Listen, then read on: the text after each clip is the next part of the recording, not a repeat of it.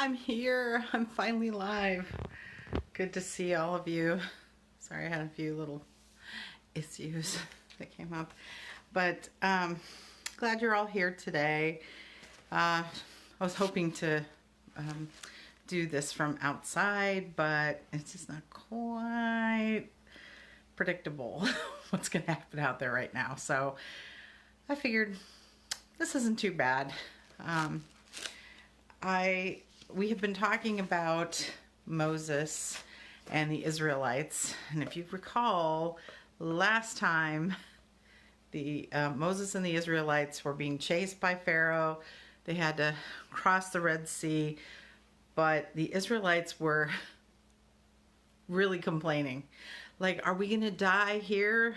We should have just gone back to Egypt to die, but instead we're going to die here in the desert. And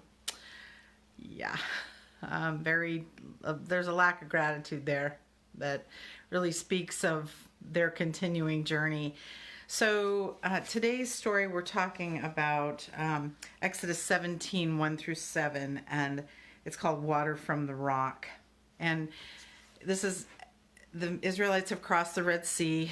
They're free from the pursuit of Pharaoh and his soldiers, and they're headed towards the promised land. Now, you would think that this would inspire all kinds of really great things, like, no more pressure, we're finally going forward, yay, thank you, Moses and God. Let's find out what happened, shall we? So again, I said this is Exodus 17, 1 through 7. The Israelites left the desert and moved from one place to another each time the Lord ordered them to. Once they camped at Rephidim, but there was no water for them to drink.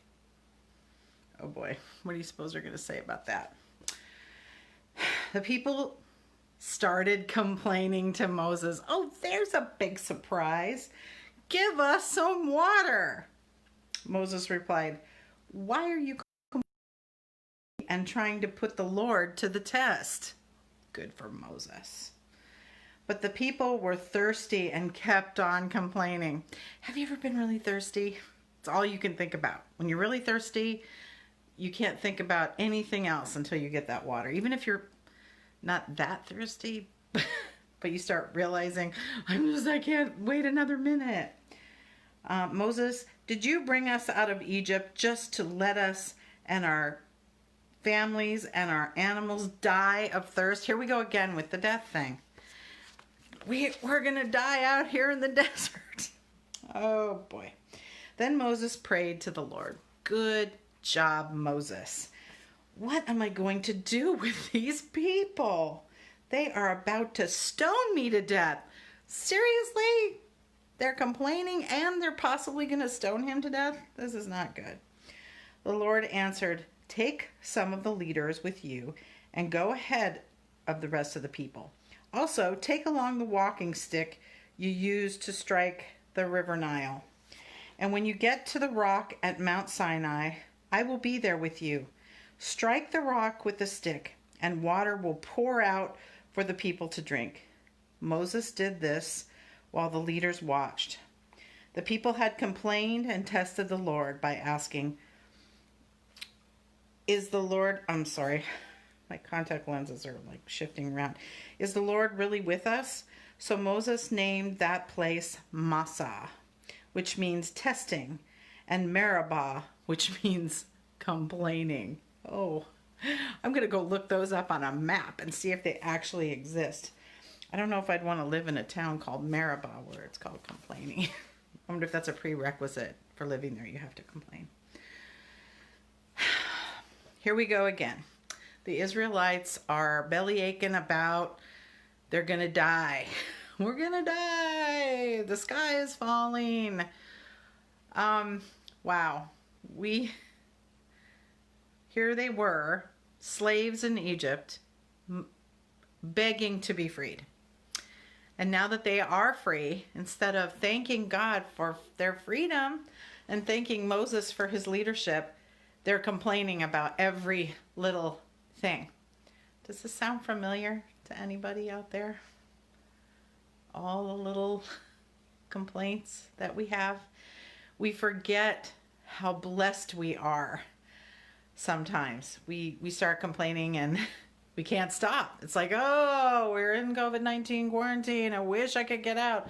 Oh, there's so much destruction going on. Oh, there's, this and that and happening that's terrible. I'm sick. Of course it's not great when you're sick. Of course it's not great that we're in quarantine. Of course it's not great that there's been vandalism and looting and things.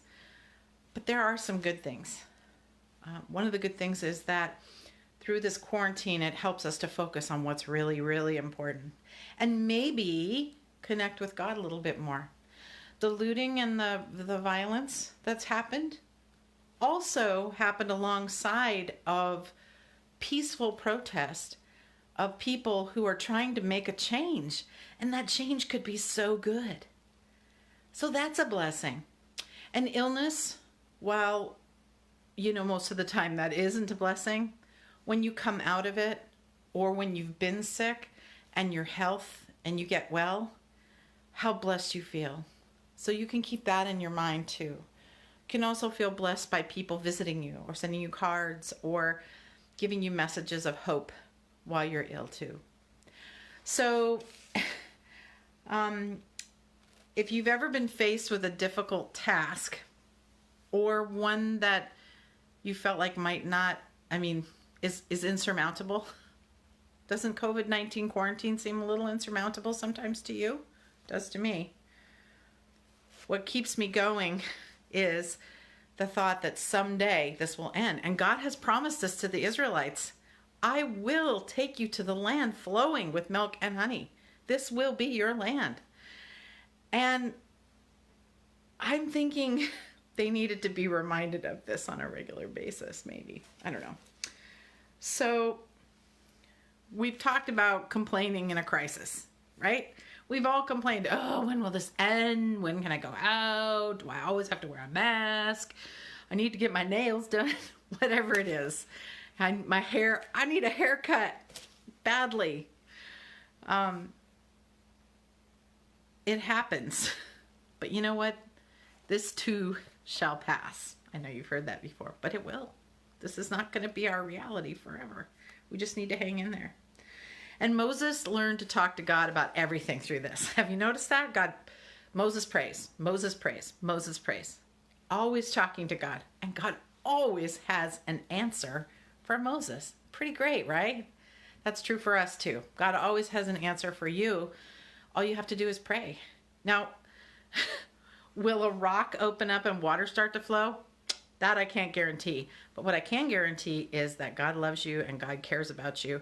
And if you just are still and listen, like we're all wanting to do right now, just listen, you will hear the still small voice of God in the wilderness, just like Moses did. All right? How can we learn to trust God better? There's a question for you. We have to realize that we are not on our own. Not everything is up to us. Not everything is always about us either. But what we need to realize is that God has been way before us and will continue way after us. Okay? God knows the plan. God knows people because God created people. God knows the world because God created the world. God understands what is to come. And so we need to trust that God has us in his arms, caring for us 100% of the way. So I have a visual aid here for you. This is a glass of water.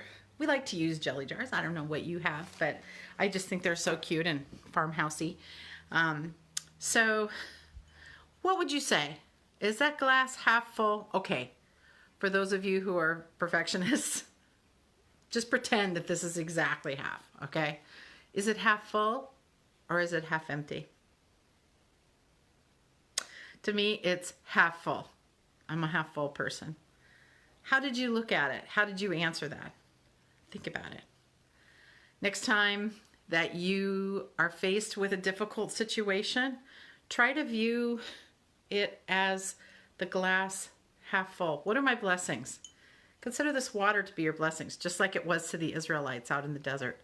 They were so thirsty, and Moses found them water by praying. Wow, pretty big deal, huh? So think about your glass being half full. Remember your blessings, all right? I hope everybody has a great day. Excuse me, got really close to the camera. Next week, we'll be live again on Monday at 2:30. We're going to talk about the 10 Commandments. I wish I had Charlton Heston here with his commanding presence to help me tell this story, but you never know who might show up. All right, I hope you guys have a great day. Take care, remember your blessings, and have a wonderful day. Bye-bye.